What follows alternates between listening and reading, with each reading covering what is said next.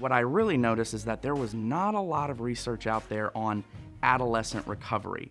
Even though it's the largest group of sports participants in the country, nobody was really looking at that. And so that's really what pushed me into staying at Texas for my PhD, doing the research that we were doing with chocolate milk and our high school recovery during their summer programs. And we had a large percentage of varsity football players, but we had enough of each group, senior to freshman, boys and girls, multiple sports. Over the time of our study, the chocolate milk group progressively got stronger, but the sports drink group got weaker.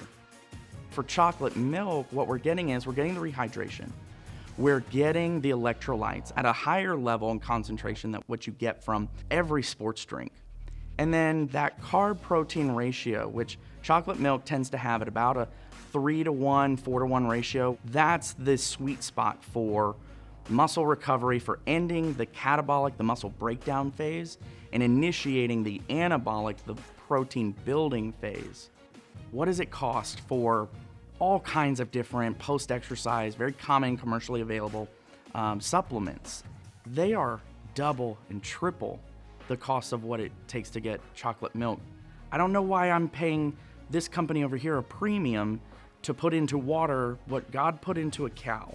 And so for the dairy industry to say, we have the best, everybody's trying to copy what we've already been doing for all of history, and we also provide it at the lowest cost. To me, I don't know really how you beat that from any perspective.